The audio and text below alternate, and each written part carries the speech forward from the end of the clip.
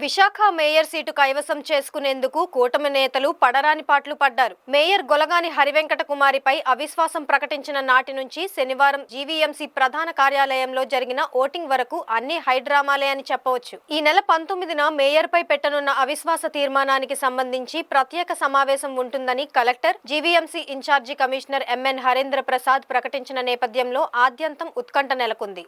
వాస్తవానికి అధికార పార్టీలో ఉన్న నేతలు కూడా క్యాంపు రాజకీయాలు నడపడం అందర్నీ ఆశ్చర్యపరిచింది. జీవీఎంసీ పరిధిలో 98 వార్డులుండగా 21వ వార్డు కార్పొరేటర్గా గెలిచిన వంశీకృష్ణ మరలా ఎమ్మెల్యేగా గెలవడంతో ఆ స్థానం ఖాళీ అయ్యింది. ఈ క్రమంలో 97 వార్డులకు గాను గత ఎన్నికల్లో 58 సీట్లు కైవసం చేసుకుని వైసీపీ తరపున హరివెంకట కుమారి మేయర్ అయ్యారు. ఆ తరువాత సాధారణ ఎన్నికలు రావడంతో కూటమి అధికారంలోకి వచ్చింది. ఈ క్రమంలో ఒక్కొక్కరిగా వైసీపీ కార్పొరేటర్లు బీజేపీ, జనసేన, టీడీపీ వైపు జంప్ అవడం మొదలైంది. ఆ తర్వాత రాష్ట్ర వ్యాప్త రాజకీయ పరిణామాల నేపథ్యంలో విశాఖ మేయర్ పైన అవిశ్వాసం ప్రకటించారు. వైసీపీ కార్పొరేటర్లను అధికార పార్టీ వైపు ఆకర్షించి చేర్పించుకునే తంతును కూటమి అధిష్టానం విశాఖ ఎమ్మెల్యేలు వెలగపూడి, వంశీకృష్ణలకు అప్పగించింది. తనకు వైసీపీలో అన్యాయం జరిగిందన్న కసితో వంశీకృష్ణ టీడీపీ తరపున అహర్నిశలు వెలగపూడి ప్రయత్నాలు చేసి చివరకు విజయం సాధించారు. మిగతా కూటమి నాయకులు కూడా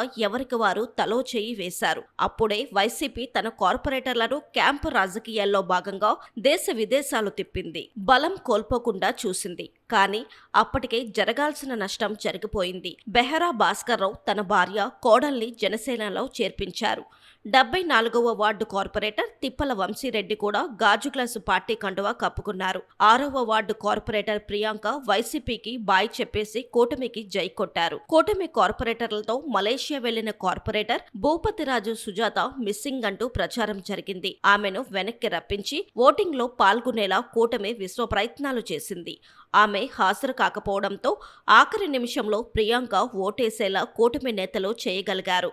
ఒక దశలో బెహరా రాలేదని ప్రచారం జరిగినా 2 బస్సుల్లో నేతలంతా వచ్చారని చెప్పడంతో అందులో బెహరా బ్యాచ్ ఉందని తేలిపోయింది. 29వ వార్డు కార్పొరేటర్ కూడా మిస్ అయ్యారని టాక్ వచ్చినా ఆయన కూడా కనిపించారు. తిప్పల వంశీరెడ్డి కూడా ఓటింగ్కు దూరంగా ఉందామని ప్రయత్నించినా ఎమ్మెల్యే కొనతాల రామకృష్ణ వెళ్లి తీసుకువచ్చారని టాక్. కార్పొరేటర్లు ఎక్స్ అఫీషియల్ సభ్యులు కలిపి కోరం సంఖ్య 74 మంది హాజరయ్యేందుకు కూటమి నేతలు ఎవరికి వారు విశ్వ ప్రయత్నాలు చేశారు.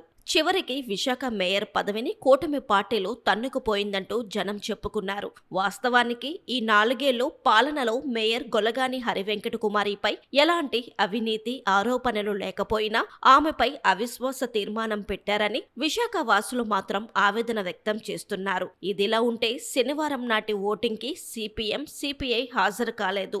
వైసీపీ మాత్రం బహిష్కరించింది.